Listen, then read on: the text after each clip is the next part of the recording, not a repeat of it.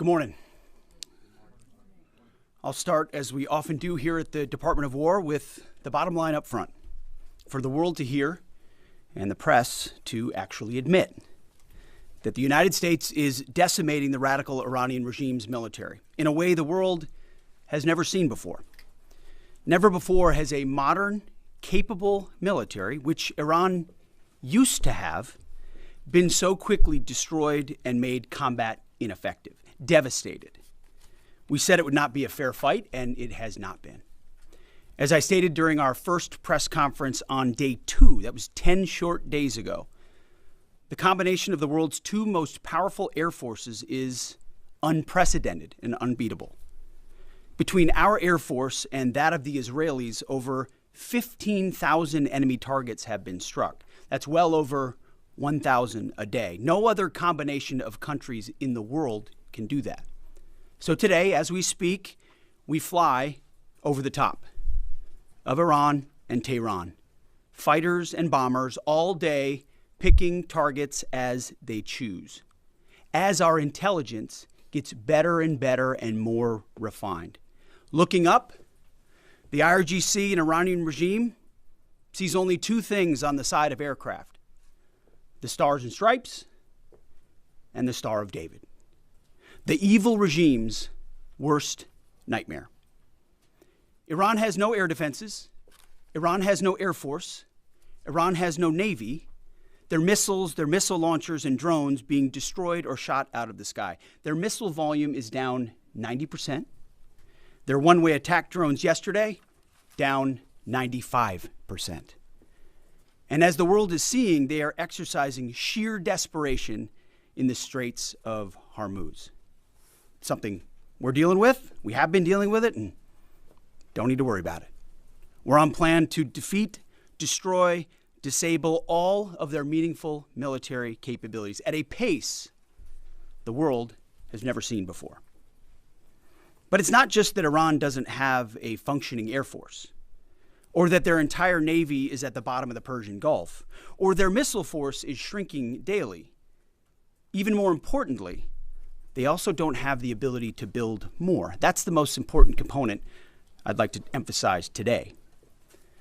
Soon and very soon, all of Iran's defense companies will be destroyed. For example, as of 2 days ago, Iran's entire ballistic missile production capacity, every company that builds every component of those missiles, has been functionally defeated, destroyed.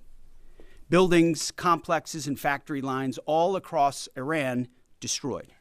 So we're shooting down and destroying what missiles they still have in stock, but more importantly, ensuring that they have no ability to make more. Their production lines, their military plants, their defense innovation centers, defeated. Iran's leadership is in no better shape.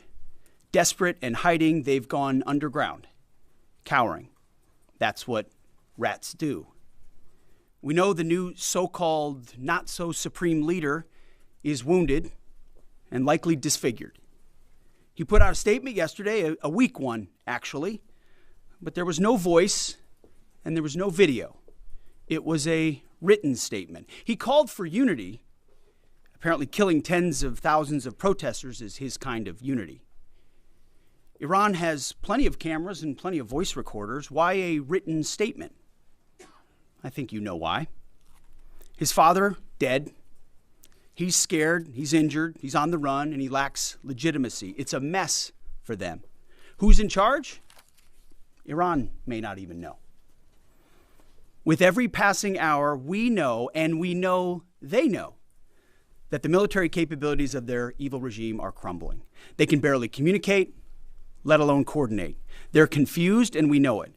Our response? We will keep pressing. We will keep pushing, keep advancing. No quarter, no mercy for our enemies. Yet some in this crew, in the press, just can't stop. Allow me to make a few suggestions. People look up at the TV and they see banners, they see headlines. I used to be in that business, and I know that everything is written intentionally. For example, a banner or a headline, Mideast war intensifies, splashing on the screen the last couple of days, alongside visuals of civilian or energy targets that Iran has hit, because that's what they do. What should the banner read instead? How about Iran increasingly desperate? Because they are. They know it, and so do you, if it can be admitted. Or more fake news from CNN. Reports that the Trump administration underestimated the Iran war's impact on the Strait of Hormuz. Patently ridiculous, of course. For decades, Iran has threatened shipping in the Strait of Hormuz. This is always what they do, hold the strait hostage. CNN doesn't think we thought of that. It's a fundamentally unserious report. The sooner David Ellison takes over that network, the better. Another example of a fake headline that I saw yesterday: war widening. Here's a real headline for you for an actual patriotic press. How about Iran shrinking, going underground? You see, Iran's leaders are hiding in bunkers and moving into civilian areas. The only thing that is widening is our advantage. Not to mention our Gulf partners stepping up even more, now going on the offense, and have always been with us on the defense with collective and integrated air defenses. Our will, it is unshakable. Our options, maximized, and our capabilities still building. We're going up, they're going down. As I said from the start, President Trump holds the cards. He'll determine the pace, the tempo, and the timing of this conflict. His hand firmly on the wheel, as well as on the throttle setting. America first, peace through strength in action. From day one, as our nation expects and the president demands, our warriors have fought with lethality, precision, and rapid innovation. In fact, today will be, yet again, the highest volume of strikes that America has put over the skies of Iran and Tehran. The number of sorties and number of bomber pulses, the highest yet, ramping up and only up. And quantity has a quality of its own as we continue to ramp up. Every tool of AI, of cyber, of space, EW, counter-UAS, you name it, we're employing it. Blinding, confusing, and deceiving our enemy. Because we know who the good guys are here. And the American people do too. And that makes my job simple. I serve God, the troops, the country, the Constitution, and the President of the United States, and answer only to those. All in service of victory on the battlefield and the military objectives that we've laid out from day one. Defeat the missiles, missile launchers, and defense industrial base, which I laid out today. Defeat the Navy and deny Iran the ability to have a nuclear weapon. Clear, decisive, achievable. And Admiral Cooper knows, the CENTCOM commander who we spent a couple of hours with last night, that in pursuit of those objectives, we have his back in every way. His commanders know that, and so do the troops in harm's way. Admiral Cooper gets what he needs, the assets, the authorities, the munitions, you name it. We will stop at nothing to win. War is hell. War is chaos. And as we saw yesterday with the tragic crash of our KC-135 tanker, bad things can happen. American heroes, all of them. And as I have with all of them, as we have, we will greet those heroes at Dover, and their sacrifice will only recommit us to the resolve of this mission. But war in this context and in pursuit of peace is necessary, which is why each day on bended knee we continue to appeal to heaven, to Almighty God's providence, to watch over and give special skill and confidence to our leaders and to our warriors. To those warriors who this nation prays for every single day, I hear from all of you out there who pray for them every day. Stay on bended knee and pray for them. I continue to say to them, Godspeed. May the Lord bless you and keep going. Mr. Chairman, over to you. Thank you, Mr. Secretary, and good morning, ladies and gentlemen, and thank you for joining us today. Before I start with an update, I also want to address the tragic loss of our KC-135 refueling aircraft yesterday. The incident occurred over friendly territory in western Iraq while the crew was on a combat mission. and again was not the result, as CENTCOM has said, was not the result of hostile or friendly fire. We're still treating this as an active rescue and recovery operation. As CENTCOM announced this morning, 4 airmen have been recovered, and the Air Force and U.S. Central Command will provide updates as information becomes available. Please keep these brave airmen, their families, friends, and units in your thoughts in the coming hours and days. Our service members make an incredible sacrifice to go forward and do the things that the nation asks of them. It's a reminder of the true cost of the dedication and commitment of the Joint Force.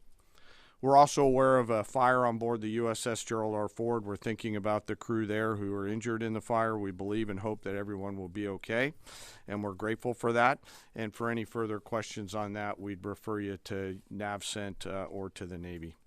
This morning, we enter the 13th day of Operation Epic Fury, and we continue to make progress towards our military objectives. As the Secretary said, today will be our heaviest day of kinetic fires across the operating area. CENTCOM continues to attack ballistic missile and drone capabilities so that they are no longer a threat to U.S. forces, our bases, or our partners.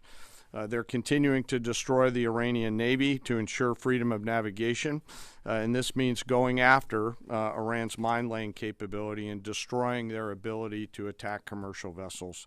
And we're targeting their defense industrial base so they cannot rebuild the capabilities that can harm America's interests or our partners in the future. As Admiral Cooper said in his update on Wednesday, Iranian combat power continues to decline as a result of the continued strikes, as the Secretary talked about. We've attacked over 6,000 targets, and our strike packages continue to launch every hour, and we've maintained an unprecedented number of sorties up overhead of Iran. CENTCOM is now persistently over the enemy, and a result, we've seen a reduction in missile and one-way attack fires, as the Secretary said. In less than 2 weeks, we've rendered the Iranian Navy combat ineffective and continue to attack naval vessels, including all of their Soleimani-class warships, which were armed with anti-ship missiles and anti-aircraft weapons.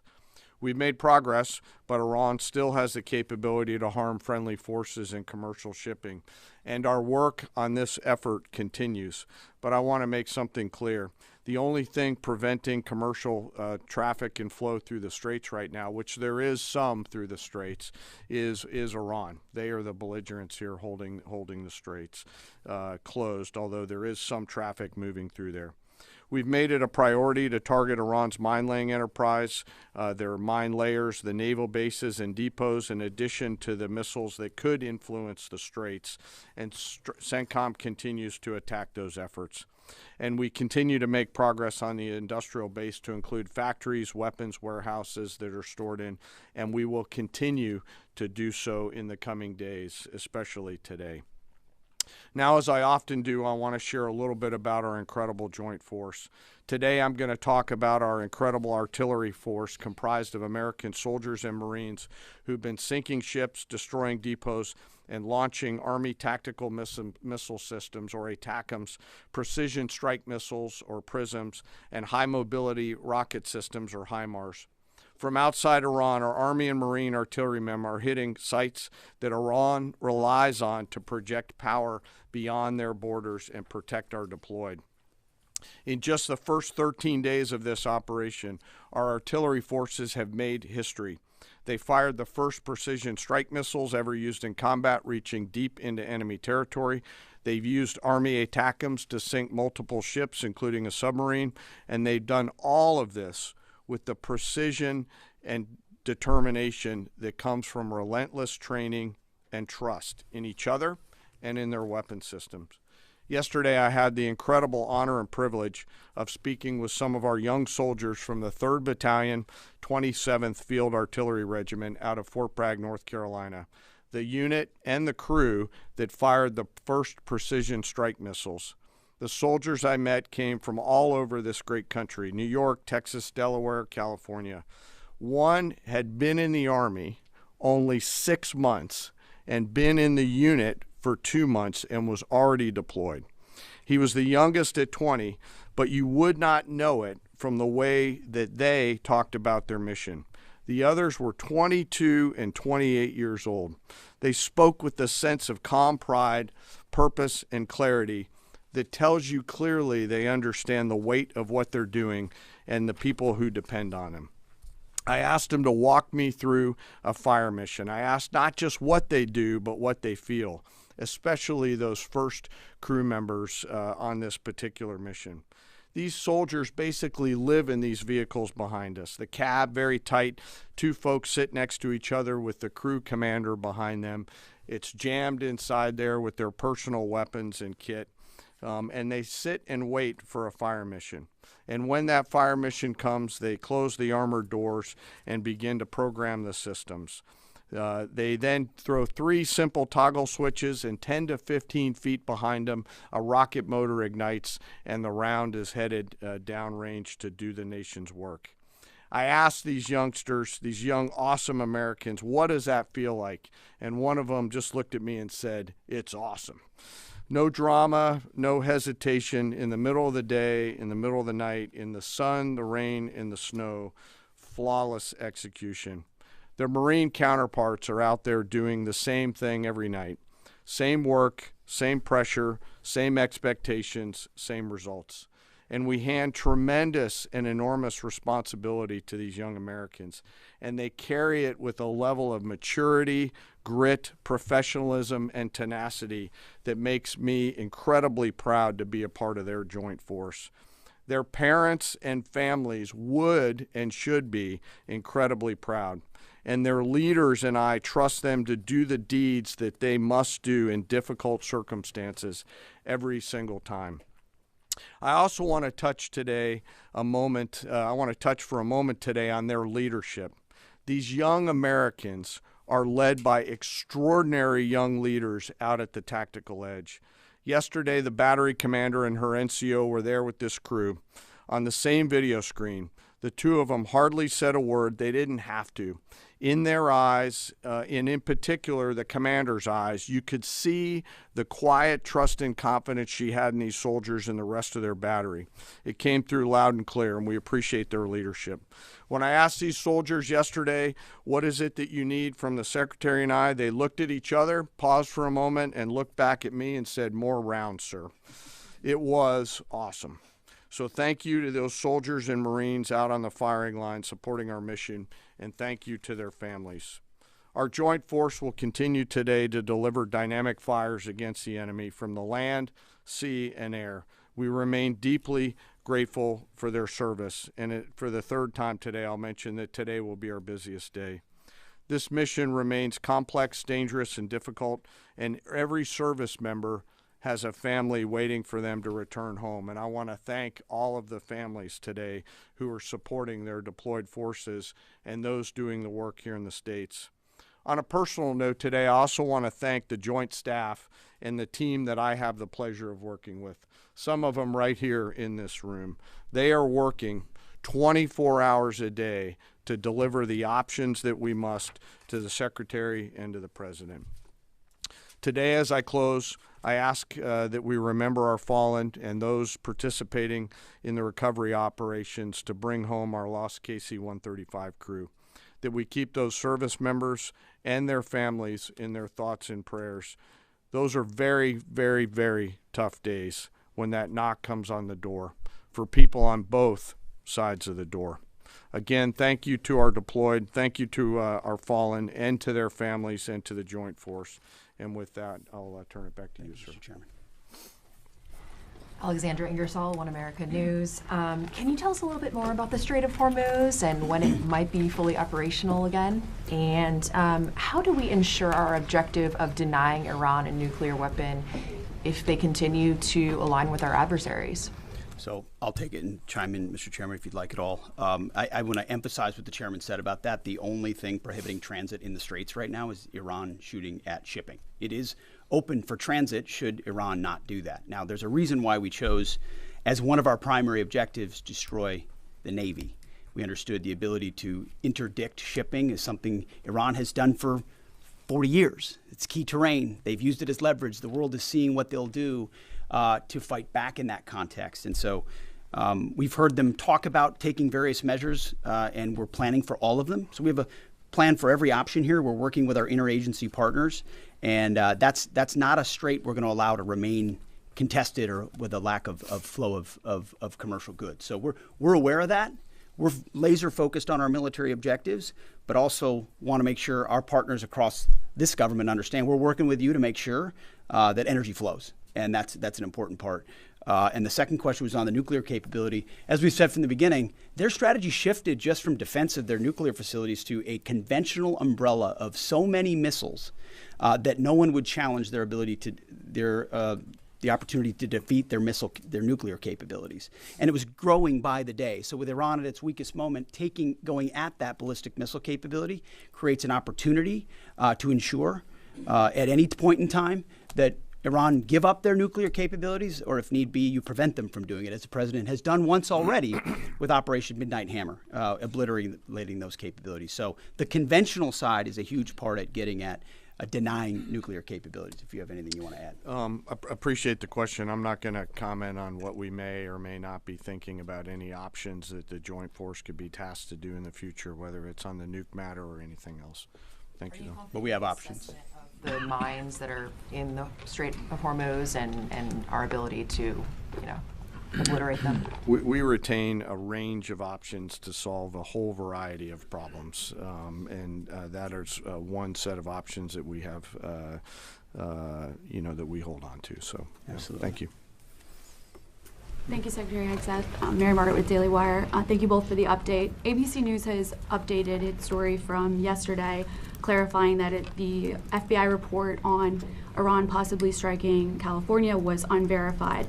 I just want to ask you, what impact did that original reporting have on the public, and does Iran even have the ability to conduct such a strike?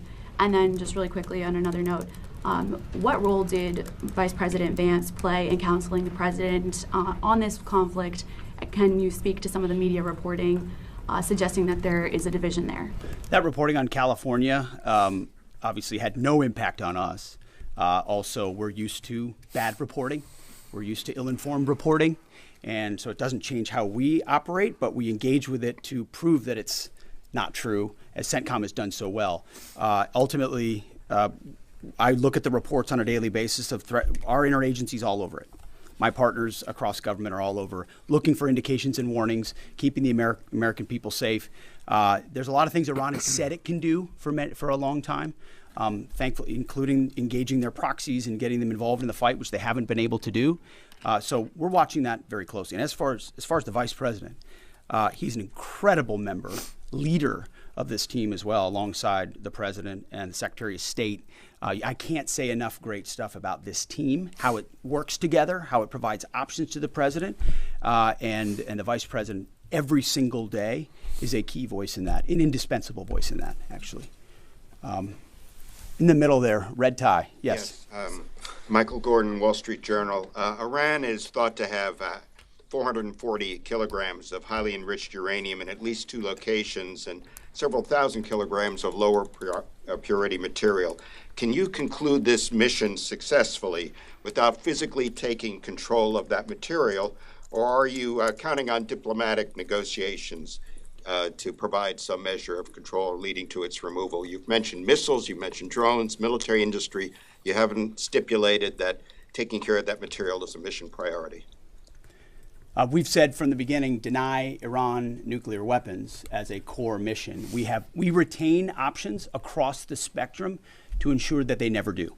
And President Trump has said that. And that's why this mission actually couldn't have been possible without Midnight Hammer, without what those B-2s did going across and obliterating those facilities. That set the condition for the opportunity to do what we're doing now. So the president's kept his eye focused on nuclear capabilities. And I will say we have a range of options, up to and including Iran deciding that they will give those up, which of course we would welcome. They weren't willing to do in negotiations. I would never tell this group or the world what we're willing to do or how far we're willing to go, but we have options for sure. Right next to him. Me? No, right there. Right here, sir? Right here? I'll take it for Quarter sure. zip right there, yep. No, you, yep. Okay, thank you, sir. Can you please provide some guidance? It's been 13 days in. Can you please provide some guidance, both of you, about the strike on the girls' school. There's been reporting that indicates that preliminary inquiry, even though it's ongoing, has determined that the airstrike was carried out by the United States. Given that there is another competing narrative that this was done intentionally, can you provide us with some guidance about whether this was the case? Secondly, we are also getting, we had heard yesterday from Energy Secretary Wright that said that the U.S. Navy would not be ready until the end of the month to provide escorts through the Strait of Hormuz. Is that an accurate assessment? And if so, can you tell us why? Thank you. Well, with an issue on your first topic, an issue of such seriousness, we're not going to let reporting lead us or force our hand into indicating what happened in a particular situation, because the truth matters. So I can report that CENTCOM has designated an investigating officer to complete a command investigation. The command investigation will take as long as necessary to address all the matters surrounding this incident. And the investigating officer is from outside CENTCOM and is a general officer. But I will note to this group and to the world, there's only one entity in this conflict between us and Iran that never targets civilians. Literally never targets civilians. I look at the process that's used on dynamic strikes or on boat strikes and others. We have a very high fidelity process in that case. So we don't target, Iran does. We will investigate, we'll get to the truth, and we'll share it when we have it. Absolutely. And what was the second question? question? About the Strait of Hormuz, about the Navy. Secretary Wright. It's a tactically complex environment, and before I think we want to take anything through there at scale, we want to make sure that we do the work pursuant to our current military objectives to do that safely and smartly. So we're continuing to develop. And we do a lot of work. Yeah. And like I said, this is it is dynamic, but this is, I think, almost by 20% the largest day of strikes. And as I said, our intelligence just gets better and better. That feedback loop feeds itself. And as we refine those targets, it exponentially increases what we can hit and why, to include strategic things the world's talking about and looking at. And it's our job to have a plan for it, which we do, to address it, and ensure that the president has options. We've done that from the beginning in this department. He'll have options on that topic as well. Right here. Thank you. That strike, sir. An investigation is an investigation. That's what it is. It doesn't mean anything other than that. Yes. Ryan Morgan with the Epic Times. Regarding today's busy day of strikes, last week you guys discussed the progress of the air campaign to gain air superiority and to transition from these standoff weapons launched at range to more overhead strikes. Can you now say that these strikes today are going to rely entirely on stand-in over-the-top weapons, or are standoff range weapons still in play? It's a great question. I can say, based on the report I read this morning at 0600, only 1% of the munitions we're using today are standoff munitions. The rest are over-the-top, the types of which we have a plethora. Which was our goal from the beginning. You use standoff, which are more exquisite. You transition to a much larger magazine depth, ensuring that you're preserving all the capabilities you have and your options across the force. Absolutely. Has Iran placed any mines Right since here. the war Lisa. started? Is Iran placing new mines? We've heard them talk about it, just like you've reported recklessly and wildly about it. But we have no clear evidence. We have no clear evidence of that. Thank you, Right sir. here. Mr. Secretary, given everything the U.S. have accomplished in the last 24 hours, as of today, how do you define success in this military option? And has that definition changed from day one? And also regarding Iran government telling countries hosting U.S. American bases that they could face attacks, what is the Pentagon doing about that? First question is, what is the objective? How do you define success as of today? Yeah, I mean, we define success, again, 13 days in, by reaching the military objectives that we've laid out. Launchers, missile launchers, defense industrial base, their Navy, the ability to project power in the naval sense, leading toward denying them to get a nuclear weapon. And we've got internal metrics that look at that we represent to the president, who then can decide how long he'd like to continue in pursuit of those military objectives. So that hasn't changed. There's a lot of things a lot of people talk about.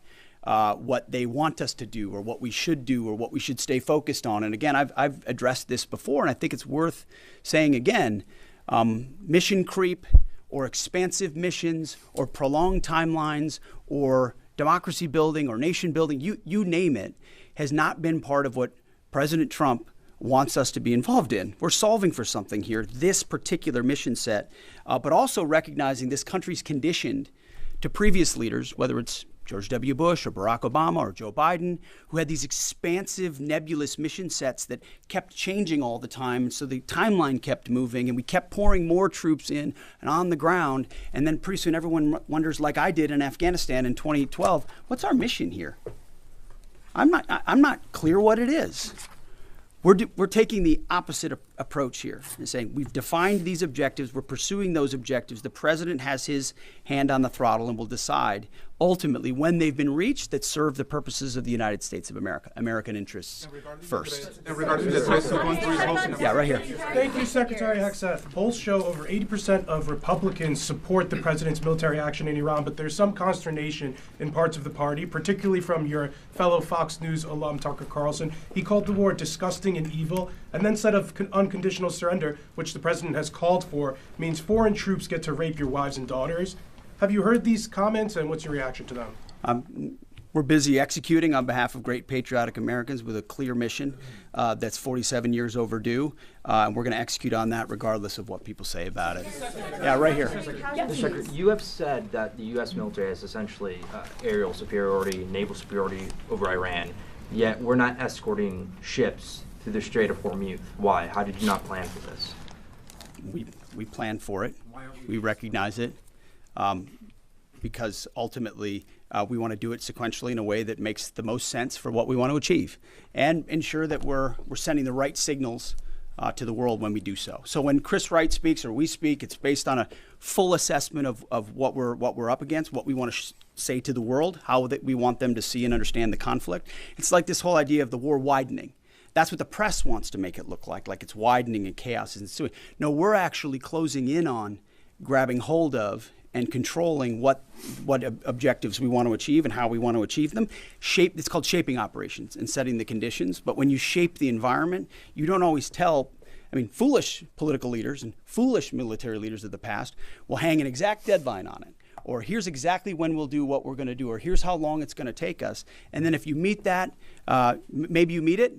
But if you don't, you fail. And if you're far beyond, we know exactly what we're shaping and why. We're sending those signals working across the interagency. The Strait of Hormuz is something we've paid attention to from the beginning. And the American people can rest assured we will ensure that our interests are advanced, no doubt. Yeah, right there, green jacket. Mike Brash with the Washington Examiner. How many American casualties have there been, and where were the American service members when they were injured? It's a bunch of return to duty. So we've had the large majority have gone in for some medical treatment and return to duty. We've had in Kuwait, Jordan, down across the southern flank a little bit, a variety of places, most from one-way attack strikes. But I want to clarify that. I think what we've And tried to do Saudi here Arabia. is clarify those numbers rather than saying KIA or WIA wounded. Be more clear about that because the overwhelming majority, almost 90%, thank God, are returned to duty. Minor injuries returned to duty, and so that number can look a certain way, and our job is to add some fidelity to it. Absolutely, right here. Yeah.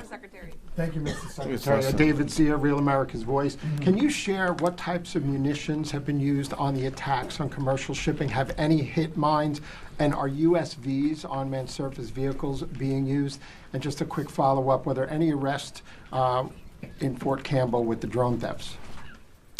I'm not familiar with the Fort Campbell thing. The strikes that Iran has taken on shipping up north in the vicinity of Kuwait have been, I believe, from surface-to-surface missiles up there. We've not seen any USV activity out of Iran that we've seen in the Gulf at this point. Nor have any ships hit mines or anything. Yeah, there's like been that. no. It's still flowing through the. There's been no strikes that we. One more time, right here. Thank you so much, Heather Mullins, Lindell TV. My first question is: President Trump is set to meet with Xi Jinping in a couple weeks. How much support, if any, has China been given the Iranian regime? And then the second question, I know President Trump calling for an unconditional surrender from Iran. Given that the U.S. is working in partnership with Israel on this whole operation, is Iran expected to meet demands of both countries or just the U.S., and what are those demands? Well, we're we're proud to partner with the incredible capabilities the Israelis have, but our objectives are our objectives. And so when those are met, as we meet those, we'll set the tempo of when those are met. What was the first question? He's meeting with Xi Jinping. Oh, in yeah. a couple The president weeks. has What's China's has role in all of a it? historic relationship with President Xi. They look forward to having a dynamic conversation. Two powers. President Trump ultimately has established terms of that relationship which advance the United States of America, and that meeting will continue to ensure we advance that. That's all I've got. Thank you very much. Appreciate it.